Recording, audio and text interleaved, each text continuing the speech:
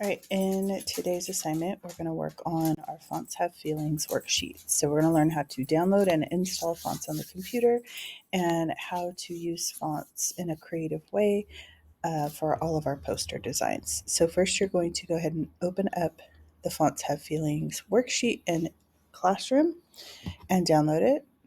Click on the three dots, open a new window, and download.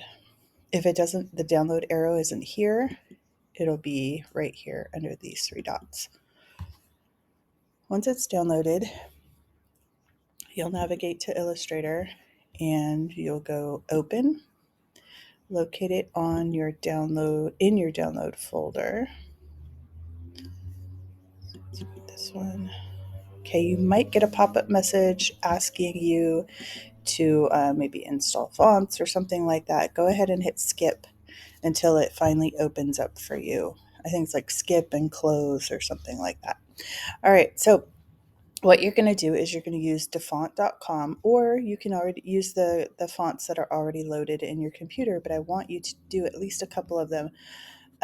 You're going to go find online. So we're going to navigate to dafont.com. And this is the website we're going to use to download all of our fonts for our projects if we need to. Okay. So there's a whole bunch of different categories here. So cartoon, comic, groovy, there are thousands of fonts on this website, and you're going to have to search through and make decisions on which fonts you want to use for your projects. Okay, so like if I were to click on the first page is like the recently added, and then you can click through different categories and it kind of brings up all these different fonts. Okay, so what you're going to do for this assignment is look at the word Happy Halloween. Then you're going to go find a font that you feel is representative of those words. Okay, so over here you have holiday fonts, so that would be a good place to start for Halloween, or you could go to horror over here under fancy. Either way is fine. All right, so I'm going to go look under Halloween, and you'll see that all of these fonts come up. If I scroll down to the bottom, there's more pages. There's 24 pages of Halloween fonts. Okay, pick one. Don't spend too much time in here looking for something. I'm going to go ahead and pick this one. And to download it, I'm going to click where it says download, let it download on the computer, and then I'm going to click up here in the download arrow. Or if you don't see this arrow, which I think you should, I think that's a new feature in Chrome, you can click on the download file, or you can navigate to your Finder right here and then go to your download folder. So we're looking for this Finder thing, okay? Once it's downloaded, it's called Spooky Spider. I'm going to click twice and it's going to open up a folder that looks just like this. Once that folder's open, I have to click again and open it up and then actually click on the font to install it. So if the icon looks like this, it's got a little A next to it, that means that's the font file. You've got some other files in here too. These are just images. You can tell by the extension, JPEG, okay? So fonts are OTF, TTF, and WOFF files. I always download the OTF files because they usually are included, or they usually include extra characters or glyphs, we call them, or ligatures that you can add to your fonts if you want to kind of give them a little bit of extra flair. So what I'm going to do is look for the OTF file. So it's spookyspiders.otf, and I'm going to double click. So click twice and open it up and then let it load, and then I'll hit install. Now some fonts, sometimes when you download them, have many different OTF fonts in here. There could be like as many as, I don't know, I've seen like 20 or 30. You can install the ones that you want. You can install all of them or just, so make a decision.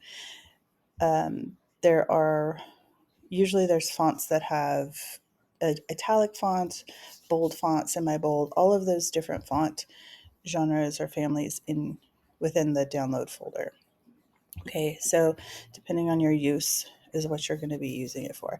All right, so once I've installed that, it's already loaded on my computer. I don't have to restart anything. I'm going to click on the word Happy Halloween to highlight my font, use my type tool, and I'm just going to highlight it. Okay, so you see it's got this red box around it. So that's a type box. That's as large as this type will get. So I'm going to have to extend it in just a minute. I'm going to change my font first. So I'm going to click on my character panel up here and go to my type. If you don't see this bar up here, you go to Window and Control. Make sure your toolbars are also open to Advanced while you're there. So I'm going to go ahead and click up here, and I'm going to highlight this and type in spooky. I'll just start typing and then it should appear. Okay, so there it is. And what I'm going to do is increase the size. So I have to make sure it's selected. And I'm going to come in here, use the drop down arrow, and I'm going to go with like 24. Okay, so you can see that it kind of put it down on the next line. So what I need to do is extend this text box. So I'm going to go to my selection tool and it just kind of stretches out so it fits within that box. And I'm going to kind of move it over and center it. All right, so that looks good. The next step is you can color it here, you can change the color here, or you can create outlines with it. So when we create outlines with our text, that will allow you to turn your text into a shape. So once you do that, you can't edit it any further, okay? But we want to turn it into a shape because when we use it for t-shirt designs and things like that, and we make it into an SVG file or even a PDF, if we were to send this to somebody else and they did not have this specific font loaded on their computer, it's going to default to their default font on their computer, and they won't be able to see the effect of the font that you chose. Okay, so it's really important that you convert it to outlines before you turn anything in, before you make anything out of your design. Okay, and to do that, what you're going to do is select your font, make sure it's got the bounding box around it, and I usually just right click and hit create outlines. Another way you can do it is go to type up here at the top and hit create outlines. Once you do that, you've now turned your font into a shape, and you can use your direct select arrow to come in here. And if you wanted to, you could modify each letter. So if I click on it, you can see that I have all those anchor points now. But I'm not going to modify anything with this font for right now.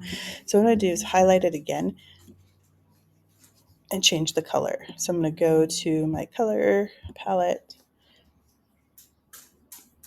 and go ahead and change the color.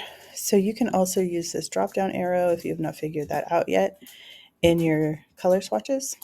And then you've got all kinds of different colors in here. You can even make it a gradient or a pattern. I don't suggest a pattern for this particular assignment.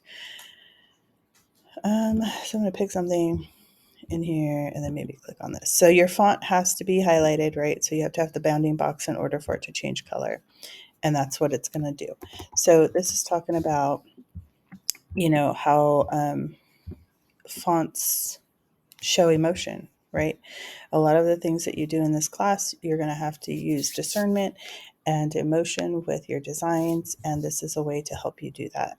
Okay, so the next one is Happy Valentine's Day. So you're going to go and repeat that process. You'll go to dafont.com. You'll go look for, someplace on here. Luckily, it's holiday, so it's Valentine's. So I'm just going to click on a font, download it, install it, and then change the font, and then change the color, change the font, create outlines, and then change the color. All right, when you are all done with your work, you're going to save your Illustrator file. So save as, put it in your flash drive inside a new folder named Fonts Have Feelings. Hit create, and you're going to name this last name dash first name dash Fonts Have Feelings, and then save it. Then you're going to go back and you're going to export it. File, export, export as. We're just going to go ahead and make this a JPEG file and hit export. And then make sure your screen resolution is set to 300 when you get this pop-up, and hit OK. You'll turn both files into Classroom, and that's it for today.